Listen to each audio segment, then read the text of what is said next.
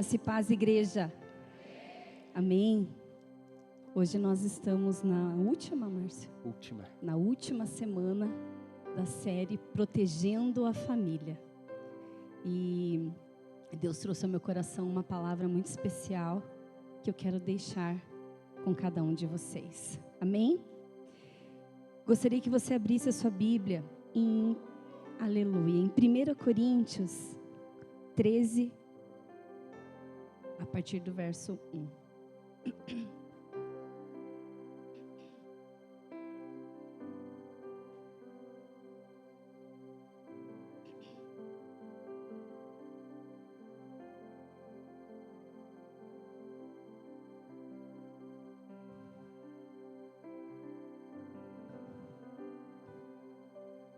Diz assim: se eu falasse a língua dos homens e dos anjos, mas não tivesse amor, seria como um sino que ressoa, ou um símbolo que retine. Se eu tivesse o dom de profecias e entendesse todos os ministérios de Deus, e tivesse todo o conhecimento, e se tivesse uma fé que me permitisse mover montanhas, mas não tivesse o amor, eu nada seria. Se desse tudo o que tenho aos pobres e até entregasse o meu corpo para ser queimado, e não tivesse amor, de nada me adiantaria. O amor é paciente, o amor não é ciumento, nem presunçoso, não é orgulhoso, nem grosseiro. Não exige que as coisas sejam da sua maneira. O amor não é irritável, não é rancoroso. O amor não se alegra com a injustiça, mas sim com a verdade. O amor nunca desiste, nunca perde a fé, sempre tem esperança e sempre se mantém firme. Até aqui. Eu creio que todos aqui conhecem esse texto bíblico. Ele é um dos mais conhecidos, um dos mais lidos. E aqui, esse texto ele fala a respeito da essência do amor. O que realmente é o amor. Alguns consideram que o amor é uma emoção. Outros acham que é um sentimento. Outros pensam que é uma atração, um impulso. Mas Paulo, quando ele escreveu essa carta à igreja de Corinto, é porque havia na igreja uma grande deficiência nessa área. Vocês estão me ouvindo bem? A igreja, ela era imatura e carnal. E o amor deles era um amor raso e um amor superficial. E esse texto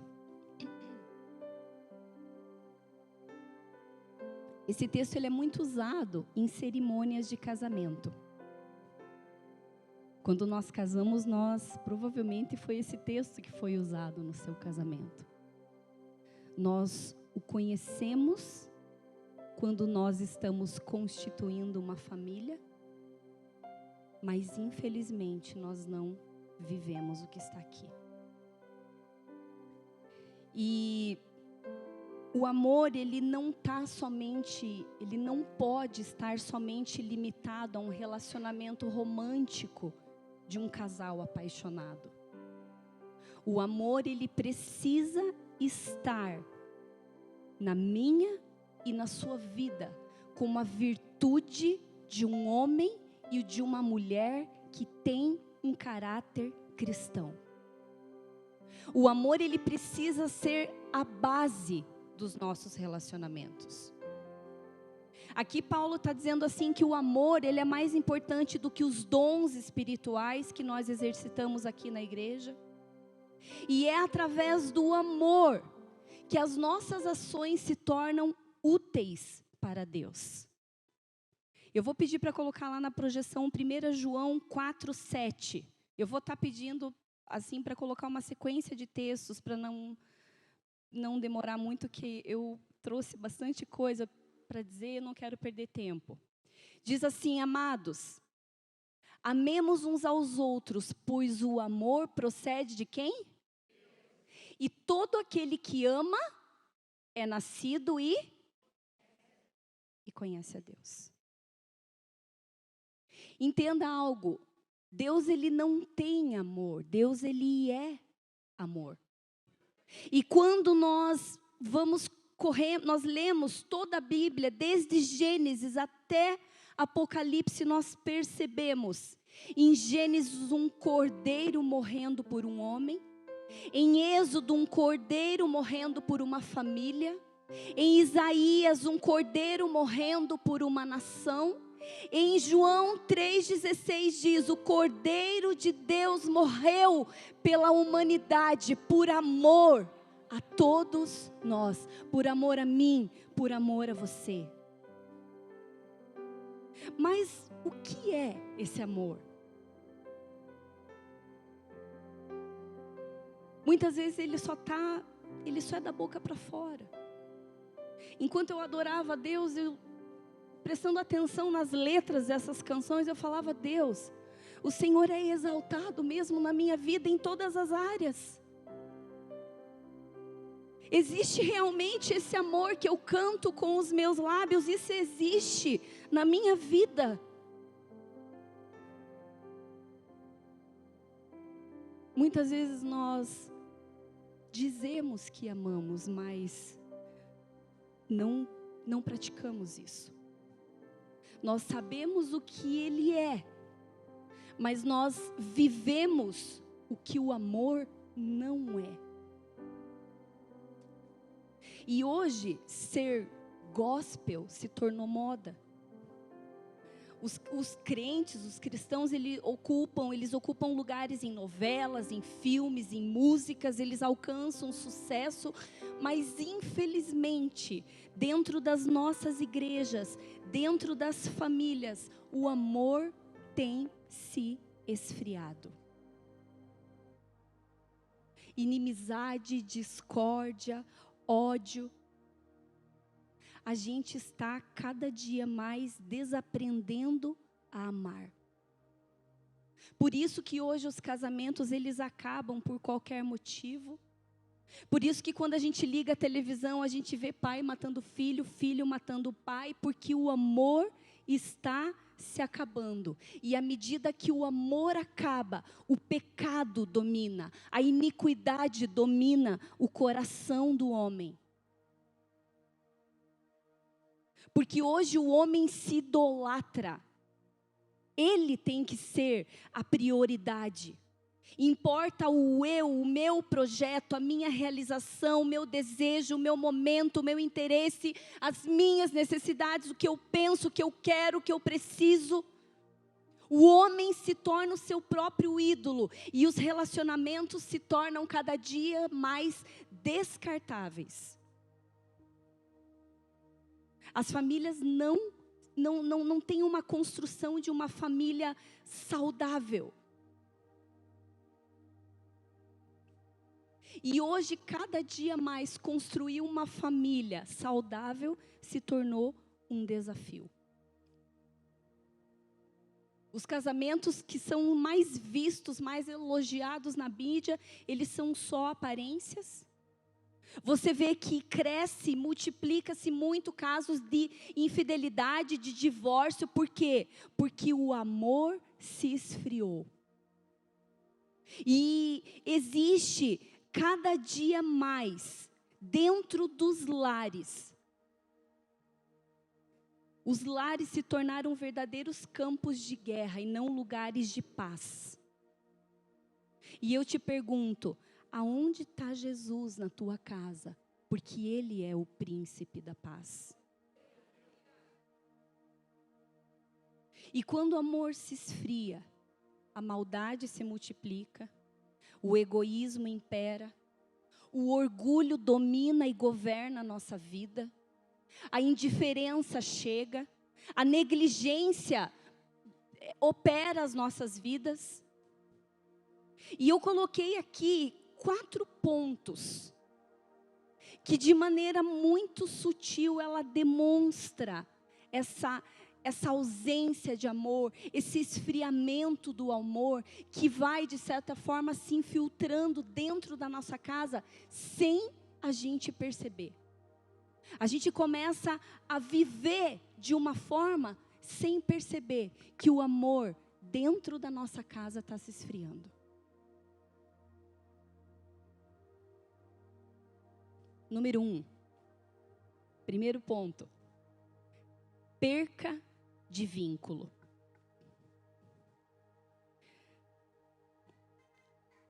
Quando você olha para as famílias, elas, por fora, elas são alegres, elas são comunicativas. Tome exemplo aqui pela igreja, os irmãos que você convive.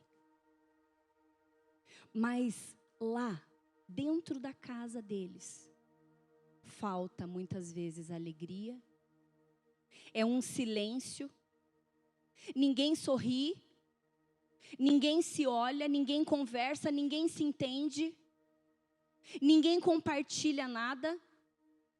Quando chega em casa, cada um tira o seu sapato, tira a sua jaqueta, vai para o seu quarto assistir a sua televisão ou ligar o seu celular.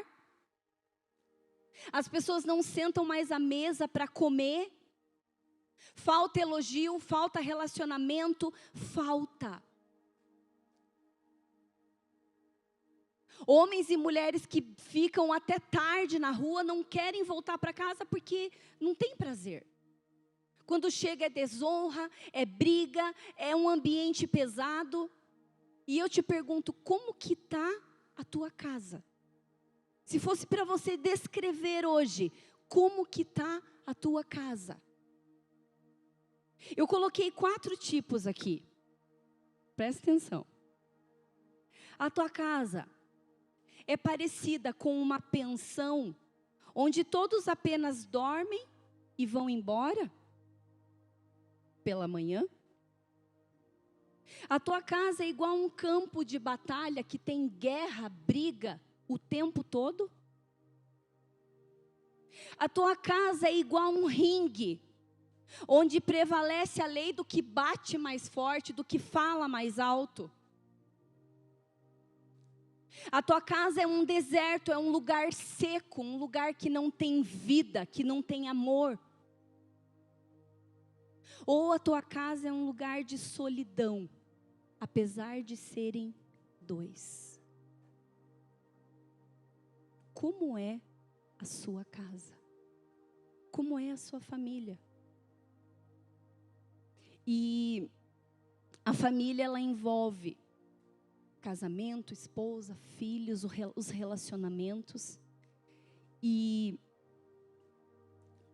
tudo que nós vivemos dentro da nossa casa, os nossos filhos vão reproduzir igualzinho como nós fazemos.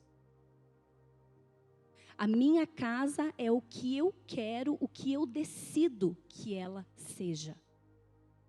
Então não adianta você culpar ninguém, porque eu e você, nós somos responsáveis pela nossa família. E Deus, Ele deu todas as condições para nós construirmos uma família abençoada. Eu sempre digo para as mulheres que nós temos 3 ferramentas: a palavra, a oração e o Espírito Santo. Tudo depende de como eu vou receber isso e colocar em prática. Porque a gente é muito bom para se autoavaliar, para encontrar os pecados a confessar, mas e colocar aquilo na prática? A gente tem feito isso?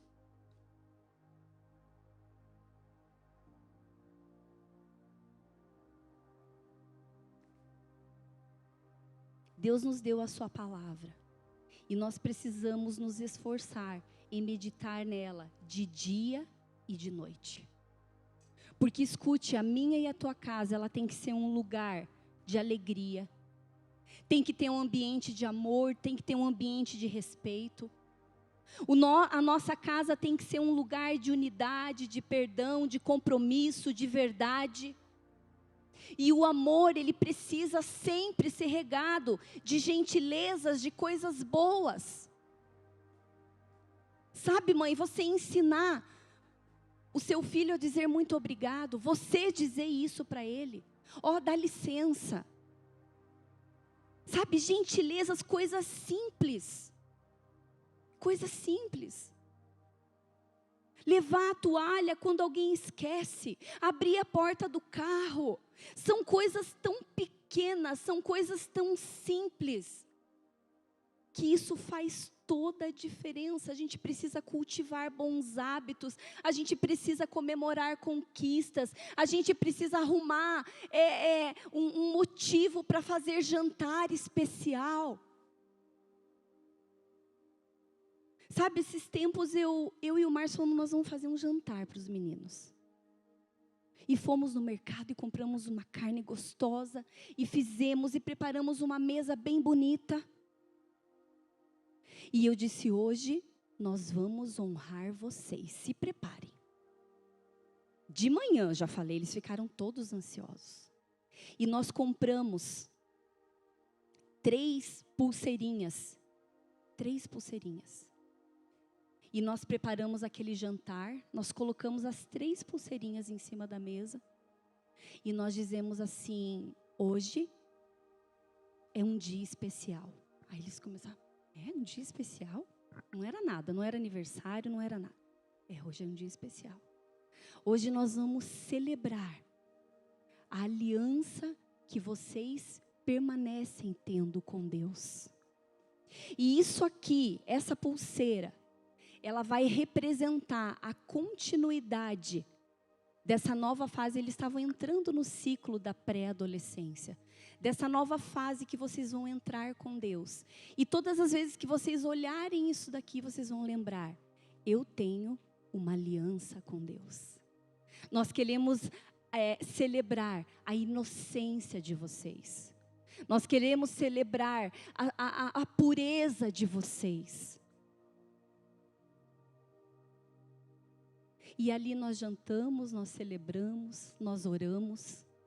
E foi um tempo tão especial. E um tempo que certamente ficou marcado no coração deles. Número 2. Eu coloquei aqui, segundo ponto. Egoísmo. Quando tem egoísmo, tem falta de amor. Ser amado é a maior necessidade do coração do homem.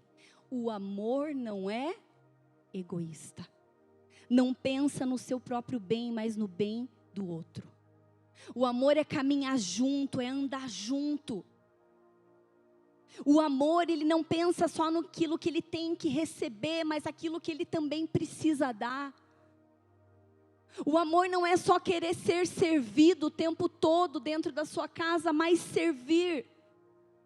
E é comum nós vermos pessoas, em nome muitas vezes do sucesso, da carreira profissional, atropelar o casamento, atropelar os filhos, em prol de um objetivo.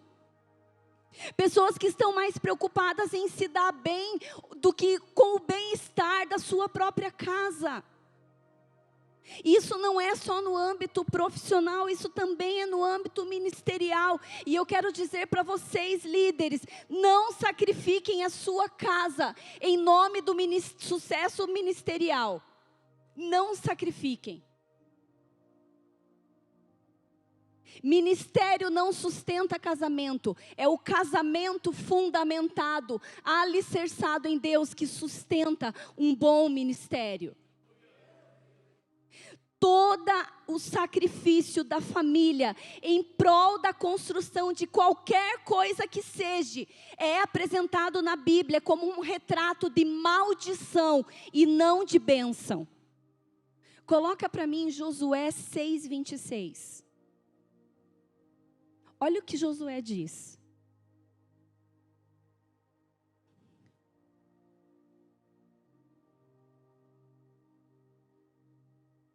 Maldito seja diante de Deus, diante do Senhor, diante de Yahvé, o homem que reconstruir a cidade de Jericó, ao custo da vida de seu filho mais velho, lançará os alicerces da cidade, ou ao preço do seu filho mais novo, concluirá as suas portas. A minha Bíblia está diferente.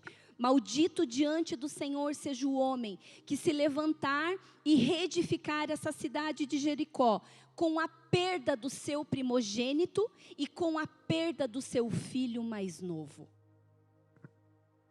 Cuidado. A gente precisa rever a maneira como nós estamos vivendo. O teu ministério está crescendo, mas o teu casamento está afundando. Você está sendo reconhecido lá fora, mas você está sendo desprezado dentro da sua casa.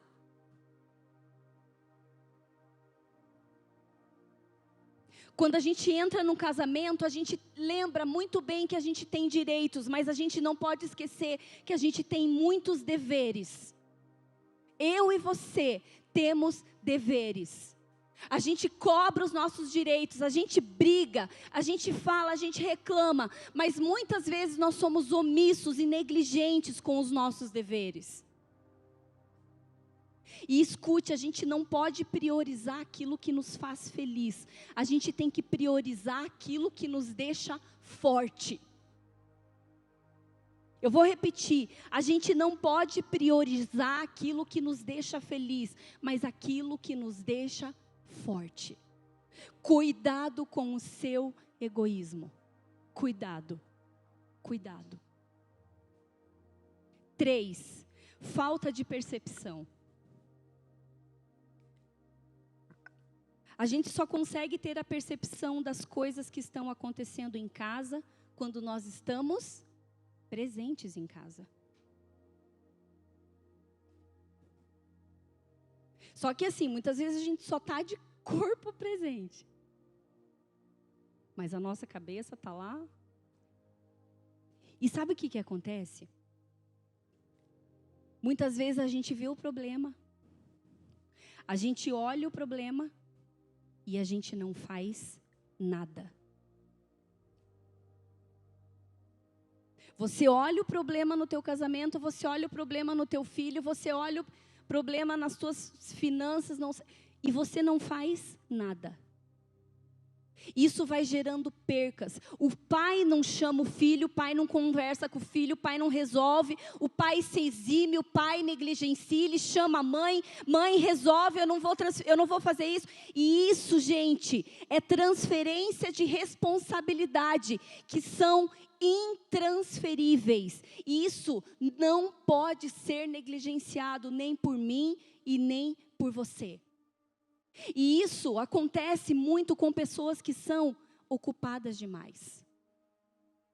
A agenda está sempre lotada. Eu tenho muita coisa para fazer. Eu tenho muita coisa para resolver. Eu tenho muita resposta para dar. Eu tenho muito WhatsApp para responder. Todo mundo cobra as suas decisões. Você é uma pessoa importante. Você dá a resposta para todo mundo. Mas a família... E aí o que acontece? Como a gente não tem tempo, a gente transfere as nossas responsabilidades, que muitas vezes são intransferíveis. E eu pergunto, para quem você está transferindo a sua responsabilidade? Para o professor do Kids? Para o pastor? Para o líder? Para quem você está? Para o vô? Para a avó? Para o irmão mais velho? Gente, contar rapidamente aqui uma experiência. Nós começamos o ano, os meninos de uma escola nova. E foi uma adaptação muito difícil, porque eu já estava acostumado com a escola adventista, que eles vinham estudando desde pequenos. Para ajudar, eles começaram a estudar de manhã. E as provas começaram, eles estudando de manhã e eu trabalhando à tarde. As provas começaram e as notas começaram a vir. 3, 4, 3,5, 4,5. Aí eu estava o quê? Eu estava em casa pensando na igreja e na igreja pensando nos meninos. E eu sentei com o Márcio e falei assim, Márcio, é uma responsabilidade nossa. Eu não posso transferir isso para minha mãe. Teve um dia que a Thay estava ensinando eles a estudar. Eles estudavam um dia com a Thay, um dia... Quem estava aqui estudava com eles. Eu falei, não, isso está errado. A responsabilidade é minha, eu sou mãe. E eu cheguei para o Márcio, eu falei assim, Márcio, nós precisamos rever as nossas agendas. Porque os meninos precisam de nós. E aí o que a gente fez? Mudamos, mexemos no horário e eu estou cuidando dos estudos deles. E hoje foi tão interessante porque eu cheguei de casa, nós almoçamos, limpamos juntos a cozinha e quando eu fui subir para escovar os dentes, o Fernando já estava sentado na mesa estudando sozinho. Eu olhei aquilo, o Espírito Santo falou assim, olha os frutos. Sabe, talvez eu não vou precisar trabalhar para sempre de manhã. É uma fase. É uma mudança temporária. Mas é uma responsabilidade minha, que eu não posso transferir para ninguém. Quem está entendendo o que eu estou dizendo aqui? E é assim que a gente tem que viver dentro da nossa casa, porque é fácil a minha mãe cuidar, é fácil, é muito fácil a gente transferir essas responsabilidades para os outros, porque muitas vezes a gente não quer investir tempo. E, gente, eu não abandonei meu ministério, tá? Eu continuo sendo pastora, eu continuo atendendo as pessoas, eu continuo dando expediente na igreja, mas é uma fase. É uma fase que eles precisam de mim. E a gente tem que parar de pensar só em ter, em conquistar, em crescer e tal e tal. Por quê? Porque a gente ganha muitas vezes o mundo e a gente perde a alma dos nossos filhos. Quando eu e você chegarmos no céu, você que é pai, você que é mãe, a primeira coisa que Deus vai te perguntar é, cadê teu filho? Aonde que ele está? Deus é um Deus de geração, Ele é um Deus de Abraão, de Isaac e de Jacó. Aquilo que a minha avó aprendeu, ela passou para minha mãe, que passou para mim, que eu estou passando para o André, para o Fernando e para o Mateus, e eles vão passar para os filhos, que vão passar para os netos, e assim sucessivamente. Agora, como que eu vou passar o amor de Deus estando longe deles? Sendo uma mãe que não dá atenção, que não olha no olho, como isso expressa amor? Não! Quem está entendendo o que eu estou dizendo aqui? Gente, esse é um exemplo que eu estou trazendo aqui da minha vida. Mas eu quero que você pense em você. Juízes 2:10 diz, e a geração seguinte cresceu sem conhecer a Deus, sem saber as coisas que ele havia feito, e então fizeram o que era mal aos olhos de Deus. Quando nós não estamos presentes na vida dos nossos filhos, nós não conseguimos discipular eles. Porque não pense que o discipulado é só quando você pega a Bíblia, lê e você vai ensinar uma história bíblica. Não. O discipulado está na verdade, está na sinceridade, está no que é correto, está no caráter, está nas coisas simples. Isso aqui é errado, isso aqui pode, isso aqui não pode. Isso é discipular os filhos, é estar presente. Por quê? Porque quando ele crescer, ele vai saber o caminho que ele deve andar. E, gente, eu estou falando isso, ouçam, porque essa é a palavra de Deus, ela é a palavra de Deus para mim, ela é a palavra de Deus para você, pai e mãe. Precisa haver uma conversão no nosso coração para os nossos filhos e dos filhos aos pais. Domingo a Juliana estava reclamando de alguns juniores, a desonra deles dentro de sala de aula. Por que isso? Porque não tem dentro de casa. Não recebe isso dentro de casa. Talvez é um pai ausente, é uma mãe ausente. E a gente precisa entender que essa responsabilidade é nossa.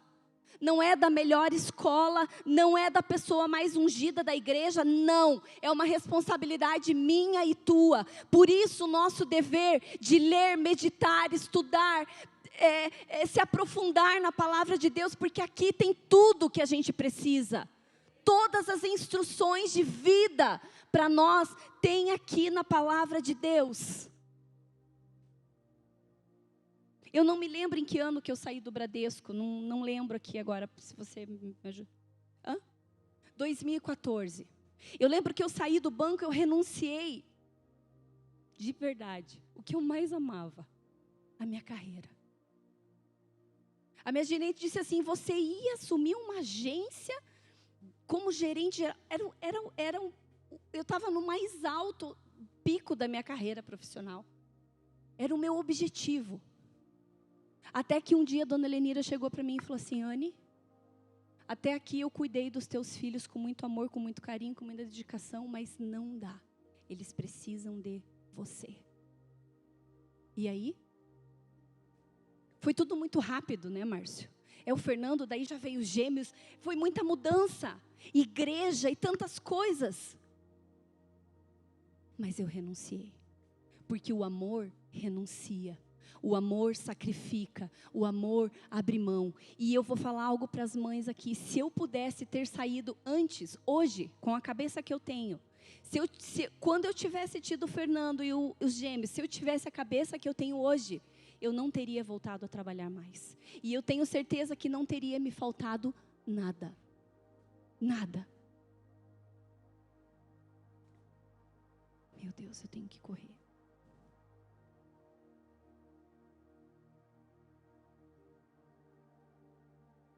Eles tinham o amor da avó, eles tinham o cuidado da avó Helenira, da avó Raquel, do avô Toninho.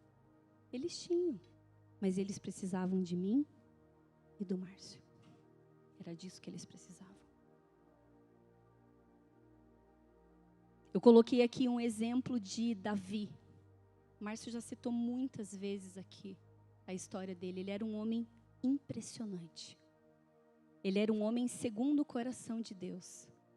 Um homem cheio de coragem, um homem cheio de grandeza, mas um homem que não se envolveu com os seus filhos. Ele matou gigante, ele tinha coragem de matar um gigante, mas ele não conseguiu olhar olho no olho no seu filho Amnon, que cometeu um abuso da própria irmã Tamar.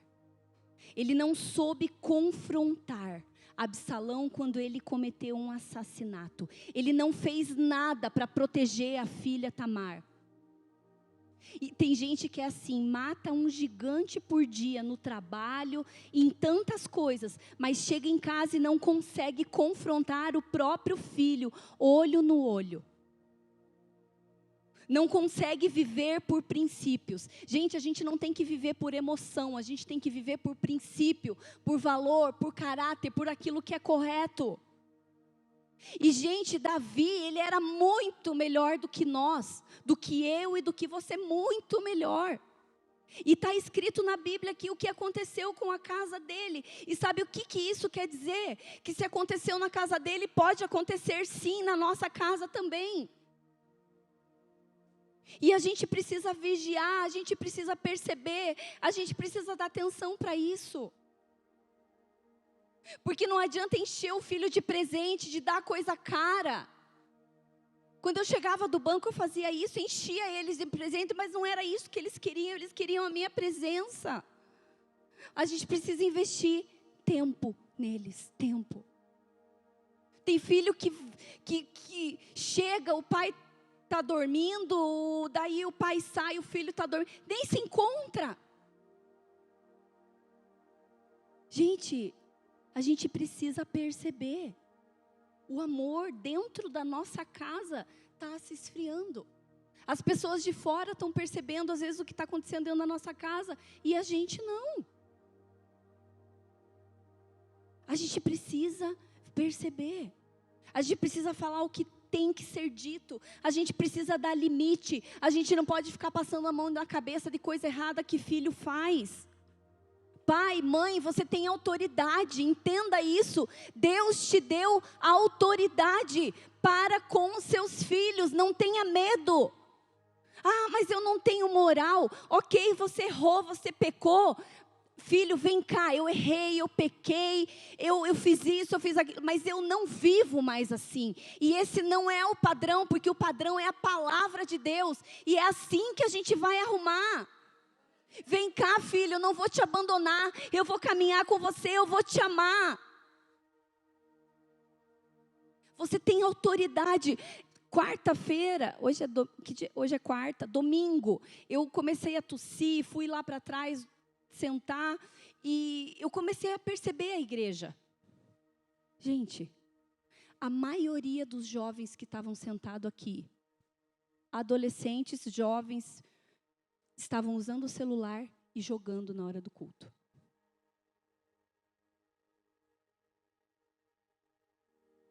E o pai? E a mãe? Não estão vendo? Não estão percebendo? Eu coloquei uma pesquisa aqui, só escute. Olha o que essa pesquisa diz. 71% das adolescentes grávidas não têm pai. 63% de suicídio de jovens vem de lares sem pai. Sem pai e mãe, tá? 85% das crianças que apresentam desordem comportamental vêm de lares sem pai.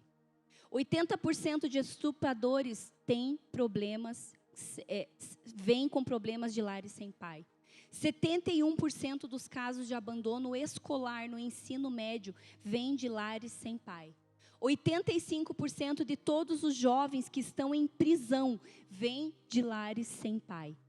Meninos e meninas sem pai têm 2 vezes mais chances de abandonar os estudos, 2 vezes mais chances de terminar na cadeia, 4 vezes mais chances de precisar de ajuda para problemas emocionais e comportamentais. Crianças que vivem em lares onde pai e mãe não estão presentes têm 68% de chances a mais de fumar, beber e usar drogas comparado a outros adolescentes que convivem com seu pai e com a sua mãe. Então escute, não adianta apenas existir, eu sou pai, eu sou mãe, dizer não, você tem que se envolver. Quem está entendendo o que eu estou dizendo aqui? Você tem que gastar tempo da sua vida. Você tem que arrumar a sua agenda. Você tem que colocar a prioridade no que é prioridade. Quem está entendendo o que eu estou dizendo aqui? Eu vou pular esse aqui. E eu vou pular um item aqui. E o último. É muito extenso. Famílias sem amor são famílias que são descomprometidas com Deus.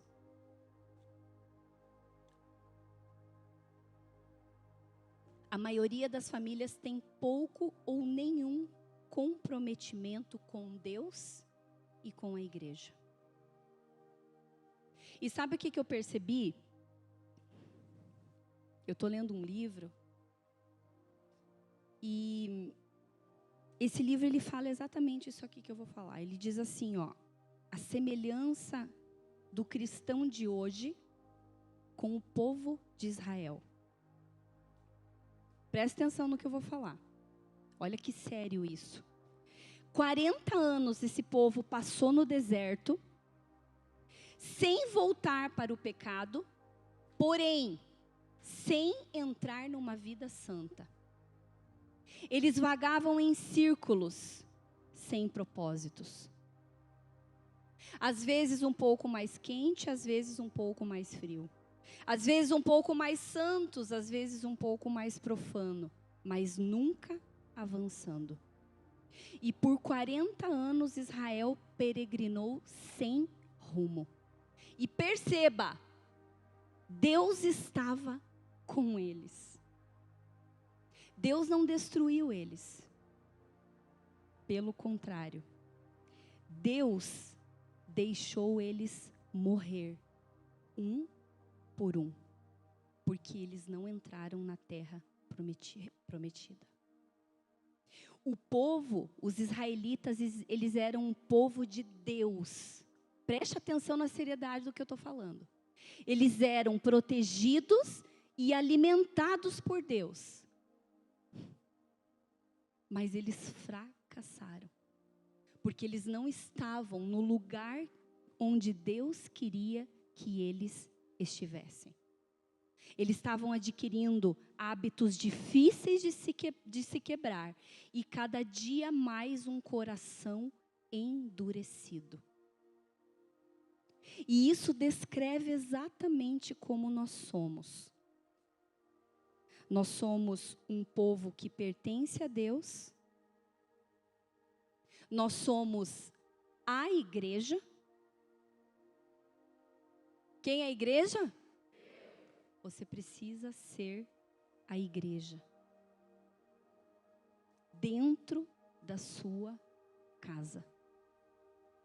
Porque ser igreja não é estar aqui domingo, quarta, terça na EVC, na oração, não sei aonde. Não é, isso não é. Ser igreja é você lá na tua casa. É lá no teu trabalho. Isso é ser igreja. É quando o teu marido e a tua mulher falam assim, sim, ele e ela tiveram um encontro real e verdadeiro com Deus, nasceram de novo. Eles são os verdadeiros cristãos. É quando o teu filho expressa isso e testemunha isso. Porque quando a tua mulher ou o teu marido ou os teus filhos não veem isso, tem algo errado.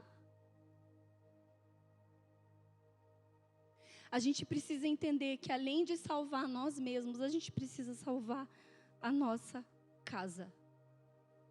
E a gente precisa entender que a gente tem que viver uma vida santa, limpa, pura, separada, sacrificial, em constante crescimento espiritual.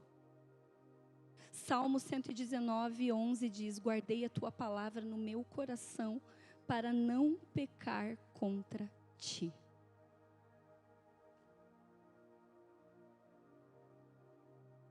Primeira Reis 20 diz que Deus, através do profeta Isaías, chamou o rei Ezequias, dizendo para ele: arruma a tua casa, porque senão você vai morrer. Sabe o que isso quer dizer? Que Deus não está preocupado só com a nossa vida espiritual, mas Ele também está preocupado com a nossa família. E hoje eu quero te fazer essa pergunta: a tua casa está em ordem? Nós pais recebemos essa responsabilidade de criar os nossos filhos para Deus, de manter um casamento feliz, para criar e desenvolver filhos saudáveis. Não se cansem de ler a palavra, de meditar na palavra.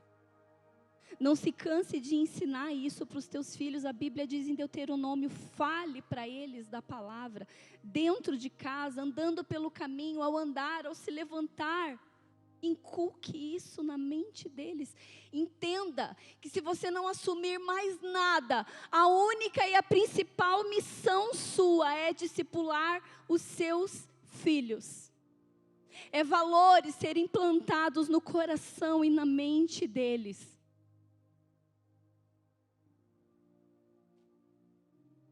Certamente, se você for alguém que deseja um ministério, as pessoas vão perguntar: onde está a tua família? As pessoas vão perguntar: onde está a sua família?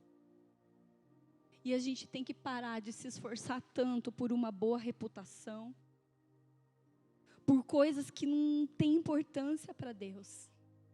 Mas a gente tem que gastar tempo naquilo que é prioridade para Deus. Se coloque de pé.